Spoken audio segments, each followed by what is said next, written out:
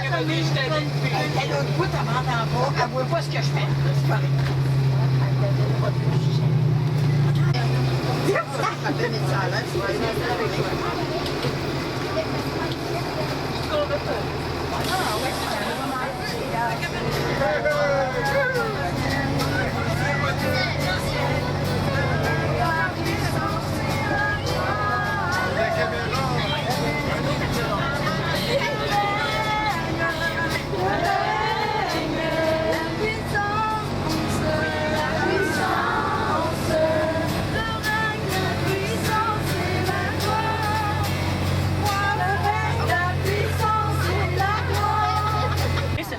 La porte Sainte, là, ça représente la porte de notre cœur. Ah, de notre cœur. OK? La porte la plus importante à ouvrir, c'est toujours la porte de notre cœur. De notre cœur. On va passer physiquement une porte, comme toutes les autres portes, mais c'est à l'intérieur de nous que ça peut faire une différence. En demandant au Seigneur à avoir la grâce de toujours être capable d'aimer à 100%. C'est ça qui est le sens de notre...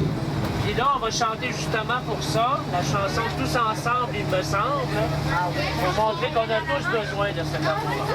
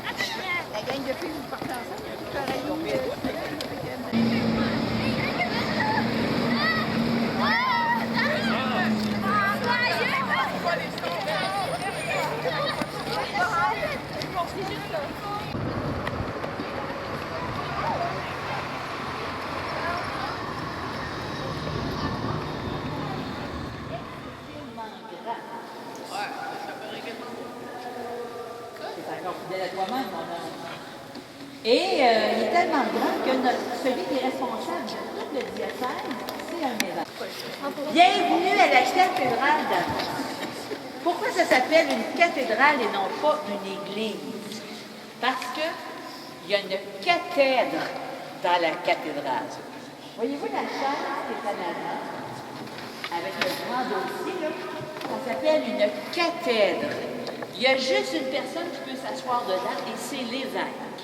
Donc, quand il y a un évêque, il y a forcément une cathédrale. Monsieur Villeneuve, s'il y a des choses que je dis que je me trompe, vous me le direz. C'est bien correct. C'est bien correct, Yana. OK. Dans la cathédrale ici, ce qui est particulier, là, vous avez vu la grandeur de la cathédrale, la hauteur. Imaginez-vous les années que ça a pris pour faire ça, puis d'amener les matériaux, de tout construire. Tantôt, Denis disait, c'est pas trompé, la colonne qui est en haut, d'un bout de l'aile à l'autre, elle a 9 pieds. 9 pieds. Alors moi, je mesure 5 pieds 5, fait que rajouter à peu près le double. Pardon? Ben oui, parce qu'on est en bas. Mais si elle tombait, là, ça serait pas mal compliqué pour nous autres, parce qu'on va recevoir des petits morceaux. Ensuite, vous avez vu les roses, les fleurs. Ça, c'est synonyme, évidemment, d'amour, puis c'était normal d'en mettre dans les cathédrales. Ici, vous avez un style qui n'est pas comme les autres, il y en a juste une autre église comme ça à Montréal, mais dans le Québec entier, on n'a rien de ce modèle-là. Hein, l'architecture, vous avez vu, là, elle n'est pas pareille du tout comme les autres. Pardon? Oui, c'est fait comme du côté de l'Orient, du côté de la Byzance. Mais ça, c'est un peu compliqué pour ça. Ce que je veux vous dire aussi, c'est les vitraux.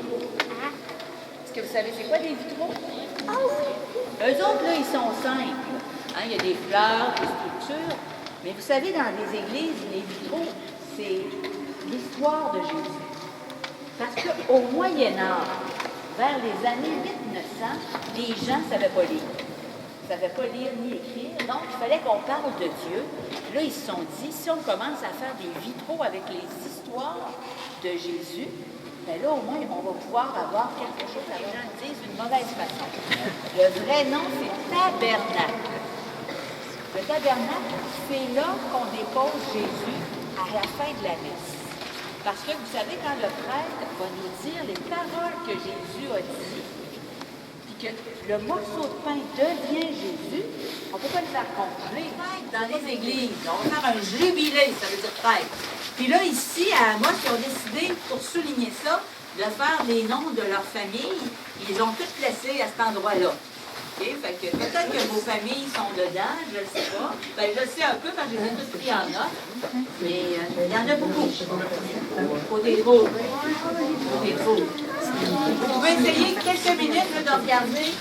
Je vais le placer ici. C'est pour ça qu'on l'appelle le père de l'Abitibi. C'est M. Hector Autier. Autier, il y en a que vous connaissez la ville d'Autier. Quand vous l'emmenez, vous le voyez. C'est à cause de lui. Restez là, d'abord, son cadavre est mort. Il n'y a personne qui vit là, il est mort. C'est vrai qu'il est là, mais pas dans un trou. Là. Il y a vraiment une tombe. Puis ici, il est vraiment là. Oh, mais c'est quoi, il est-tu en clou? Il est dans le cou? Il est dans ça, là. Il est dans ça, là. Il est en arrière de ça, Monseigneur du domaine, celui qui a fondé aussi Amos. Il est en arrière de ça. Moi,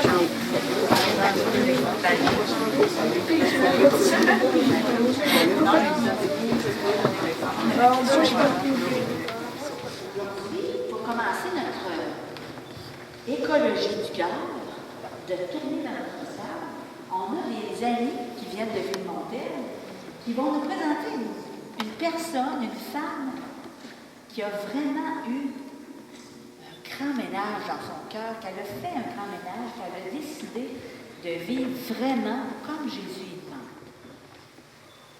Après son entrée dans l'ordre des missionnaires des Sœurs de Notre-Dame de Lorette, celle qui allait devenir Mère Teresa n'avait pas que des qualités.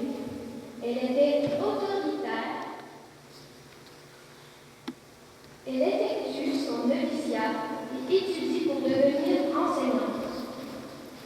Peu après, elle choisit le nom de Sœur Marie-Thérèse en mémoire de la sainte patronne des missions.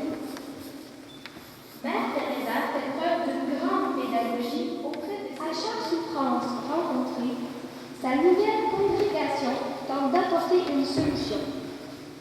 Après avoir vu un mourant se faire refuser des soins à l'hôpital, elle crie le mouroir de Cadillac. Après avoir vu un enfant se faire dévorer par un chien, elle décide de créer un orphelinat. Après avoir vu 5 lépreux perdre leur emploi, elle décide d'ouvrir un centre dédié aux lépreux. Finalement, des ambulances rejoindront les malades pour les soigner. La participation des missionnaires de la charité était aussi spirituelle. Face à un monde désabusé, Mère Teresa résume en quelques lignes le secret du bonheur, tel qu'elle a pu le découvrir. Quelque chose sur Mère Teresa. Qu'est-ce qu'on a vu? Qu'est-ce qu'on a appris sur Mère Teresa? Oui.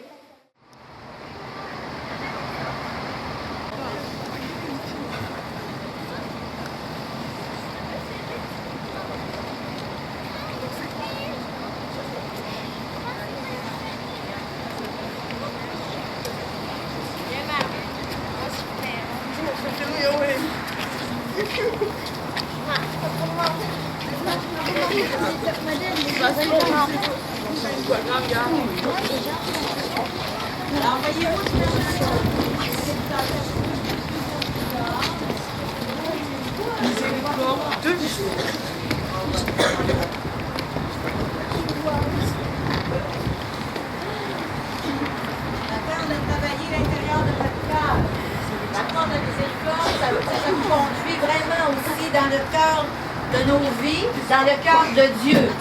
La semaine prochaine, là, on va la sceller. Ça va être fini. On ne pourra plus jamais passer par ici. Jamais, c'est quoi jamais? Jamais, si le pape décide qu'on n'ouvre plus de porte, c'est fini. Mais il sait qu'on la roule le lendemain. Non, jamais. Normalement, c'est aux 25 ou 50 ans. On n'entend pas, Lynn. Il faudrait qu'on se regroupe, qu'on se rapproche tout le monde. Approchez-vous tout le monde parce qu'on n'entend pas.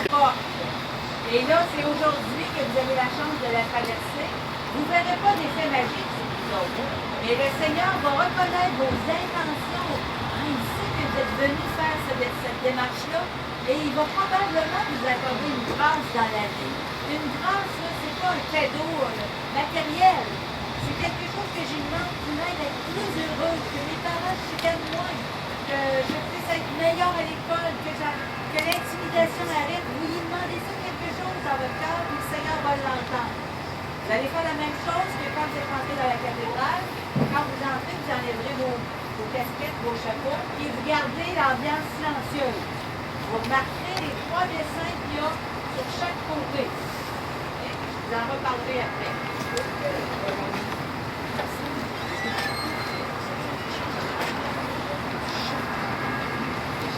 Ce qui est fait, attendez qu'ils rentrent. Laissez refermer la porte. Ouvrez-la chacun votre tour. Quand tu passes, là, tu parles au Seigneur. Tu parles. Attendez qu'elle se ferme et ouvrez-la. Toi, tu rentres. La ferme. Quand on passe la porte de la miséricorde à Québec, c'est comme ça. Il faut passer chacun son... Il faut chacun ouvrir la porte de son cœur et la fermer pour le suivant. Attendez, on va faire la démarche.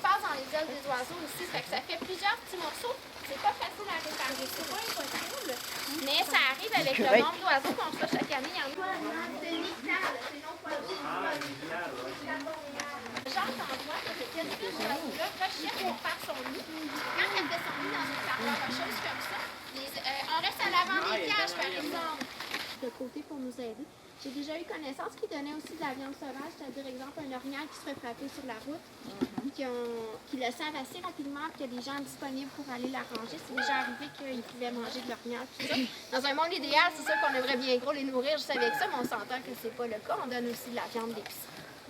On continue?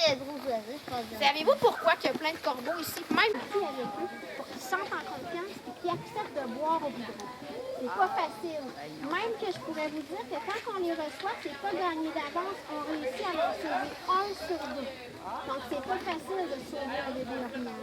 Quand on réussit à le sauver, c'est parce qu'il accepte de boire, il a confiance, il va bien, il mange, il grossit.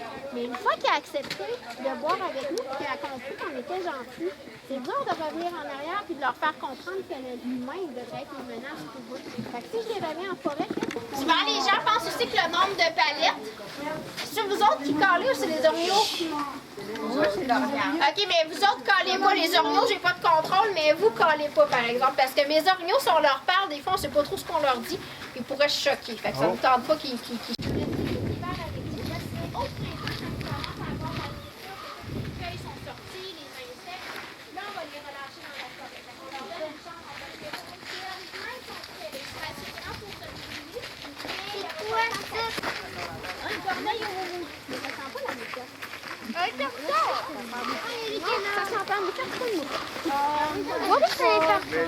Les corneilles, d'Abitibi, les corneilles du Grand Nord, il y a une différence.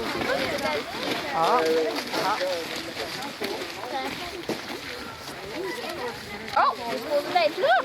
Où ça? Regarde! Accroché après le filet.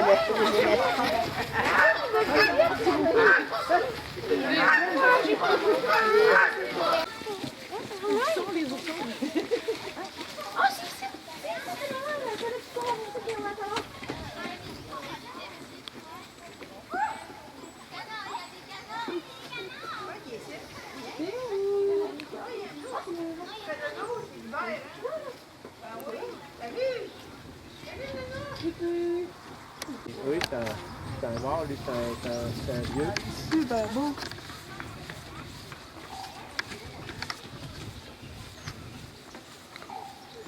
Photogénique en plus. Ouais, Il attendait juste ça, se proposer. dans l'oreille. Hmm.